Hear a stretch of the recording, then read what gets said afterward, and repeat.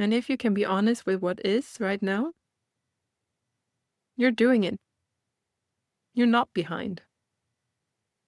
Hi, and welcome to this episode of Consciousness and Me. My name is Josephine, and this is one of those videos to watch when it feels like you've taken a step back, like you're going nowhere.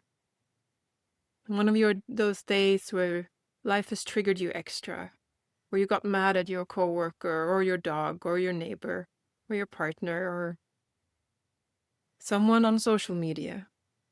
When it feels like you get caught in thinking critical thoughts, you stumble over your own mind, you don't see the world through compassion, all of those insights you had feel so far away. And it's easy to feel discouraged. It's easy to feel alone, and it's easy to feel like we're failing. We've all been there, or I've been there. I am there sometimes. I guess I just wanted to say that you're not alone. Maybe you haven't actually fallen behind. Because number one, you're noticing it.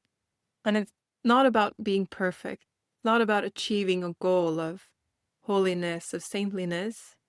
It's about truth, about radical truth, about looking at ourselves and seeing where we are, what's alive in us.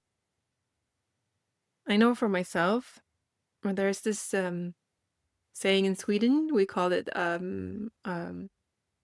victim hoodie. Like it's easy to cuddle up in your victim hoodie and feel like, oh, I'm not doing this right, this is not working, the world is not fair, it's too hard.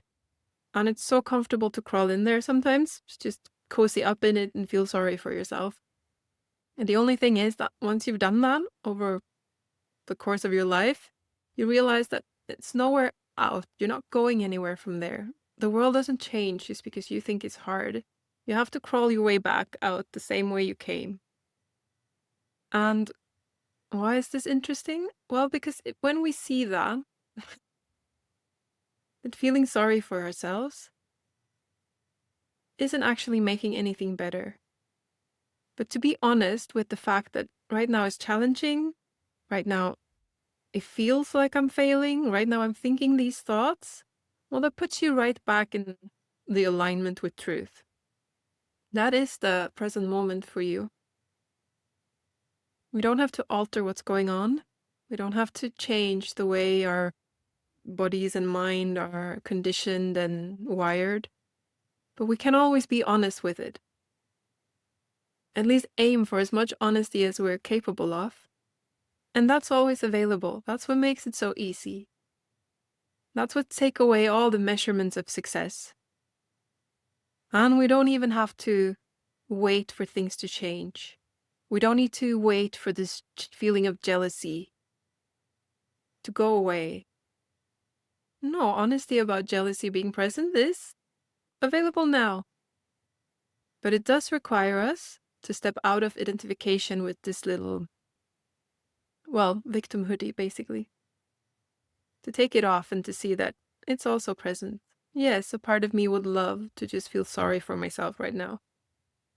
And maybe it even has valid points. Life is challenging, or often challenging for many of us on different levels. It ebbs and flows. It's done that in all times. And if we wait for life, for other people, for life circumstances, to align with what's comfortable for us, then we have to wait a long time, and it's only going to be temporary. And we could still prefer life to be smooth, to be gentle with us.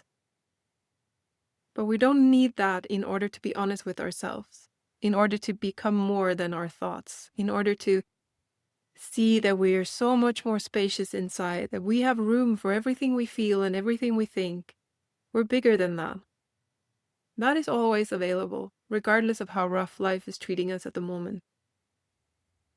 And feeling sorry for yourself does not exclude, like avoiding to feel sorry for yourself does not exclude being compassionate with yourself, holding yourself with grace and with love. Seeing that we're struggling right now. Seeing that it's not easy for us to just go back to our being, to relax back into peace. That is truth. That's the most truthful thing we can say of this moment. Perhaps, if that's true, of course. Notice what happens inside of you with this perspective in mind. Does it take away any of the measurement that is so easy to fall into? Can measure with ourselves that last month I was able to stay so calm and I was able to hold these conversations and I didn't judge, but now it feels like I'm 5-year-old on a sugar binge. Emotions are flying all over the place, judgments and triggers are coming up. And it's easy to judge that as taking a step backwards. But what do we know? Maybe we just leveled up. Maybe we just are able to see one more depth of our personality. Maybe life is challenging because we're more honest with ourselves, because we cannot hide behind our defense mechanisms. We cannot hide behind covering up our vulnerability. We're more in touch with ourselves, and that also gives space for more uncomfortable feelings that wasn't available before. There is this phrase that says, don't remember where I heard it, but I'd love to give credit to someone. It says that when love is present, everything that is not love comes up to be healed. And for me, my interpretation of that is that when I open up more, when I'm capable of holding more, when I've been in touch with more love and more freedom, there's also these deeper things that I've kept hidden for myself because they felt too challenging to look at. They all of a sudden surface. It could be old fear, it could be old self-doubting thoughts. It could be contractions in the body that I haven't been aware of before. It could be numbness all of a sudden releasing from my body, and I get to access different, or this is my experience anyway, that I get to access different parts of my body and realize that there's a lot of suffering, a lot of pain stored in these parts. And feeling them all of a sudden makes me nervous going into a room. All of a sudden makes me jump with frustration at people who act in a certain way. And I didn't do that a month ago or 6 months ago. So making it a goal into always being peaceful, into always being loving, it could be counterproductive.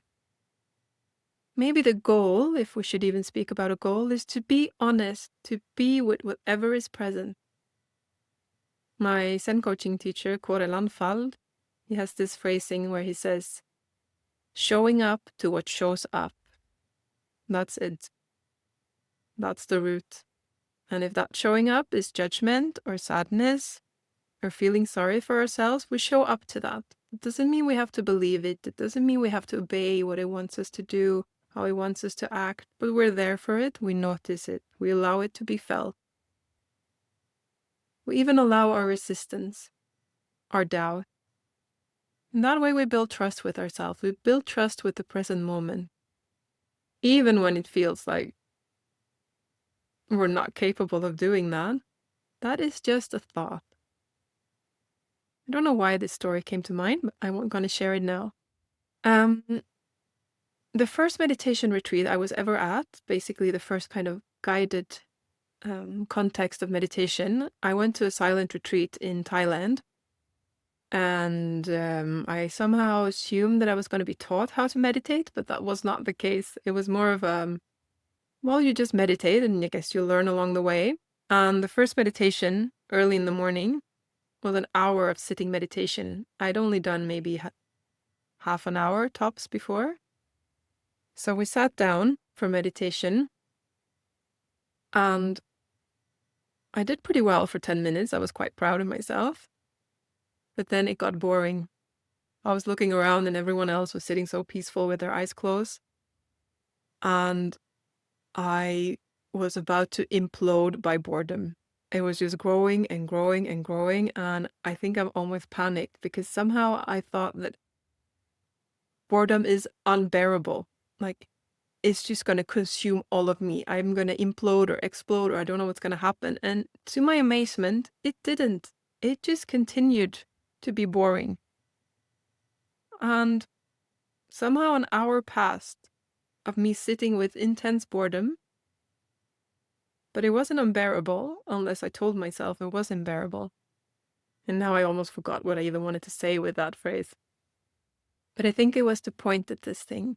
If we believe that we have taken a step back, if we make that into truth rather than just a thought, if we believe that we cannot stand this, then we make it into reality. But if we see that there is a bit of opening, it doesn't speak the whole truth of my inner space. Let's observe it instead.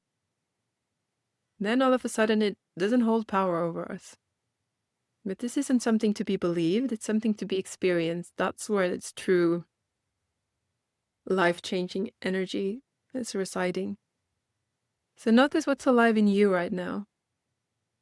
What can you be truthful with? Is there anything inside you that is causing conflict, that's making you resist wanting to admit? Or like, is you're trying not to admit it, so it creates resistance in your body or in your mind. And notice what happens if you just name that. Name the resistance and name the thing that you're struggling so hard not to feel, not to acknowledge. You see that you're bigger than that. You can include them both. And if you can be honest with what is right now, you're doing it. You're not behind. Honoring truth. We do not need to control what's happening inside of us. We just need to be honest with it. And that on its own takes away its power. Takes away its ability to pull us into illusion, into separation, into thinking that we're failing something that we cannot fail. We cannot fail at being ourselves. We can only forget about it. We can only think that we're failing. But there's no way for us to fall out of the present moment. There's no way to fall out of ourselves. For instance, I do not need to hold on to my hand for it to be my hand. If I forget about me having a hand, I'm still going to have a hand. The same is true for our true nature, for ourselves. We don't even need to remember it to be it. But it's quite pleasurable when we do remember it. So it's kind of worth the effort of seeing through it. We never have to worry about losing it. We can't lose it. We're it. It's your nature. It can never be earned and it can never be lost because it's who you are. In this very moment, you're it. You can never fail at that. But having said all of this, I do have compassion for those rough patches. Feeling of going backwards. I think very few of us have reached awakening or truly aligned with an awakened state of being without having tampered with those. So if you feel alone, you're not. I think we reached the end of this episode. If you have any questions, anything you'd like to share, please do comment below. And if you want more contents like this, please like and subscribe. I hope to see you next time. Hang in there. You're doing really well.